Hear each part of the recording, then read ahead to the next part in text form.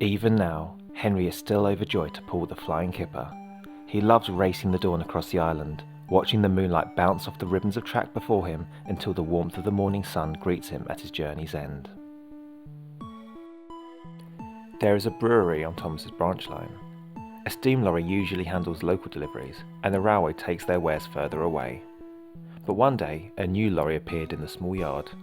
"Blimey, another kettle getting in my way," he moaned at Percy.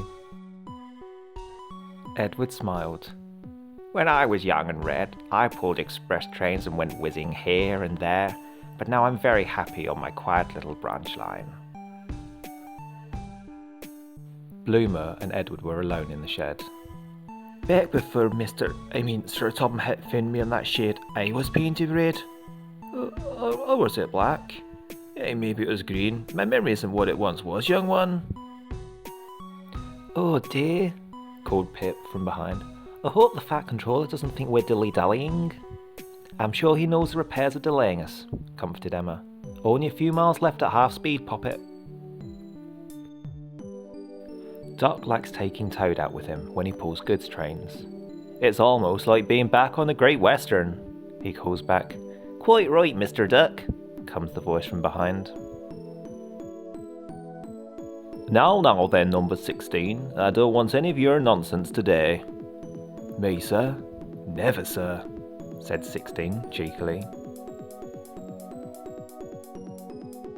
The twins were still sulking from being told off earlier and wanted to play a trick.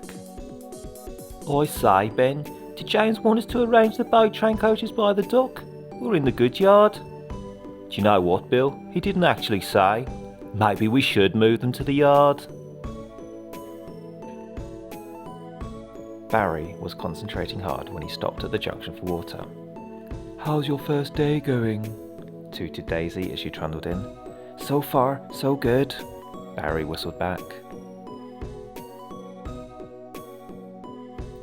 After the hustle and bustle of the other railway, Bear thought his life on Sodor would be more peaceful. "I couldn't have been more wrong," he chuckled to himself.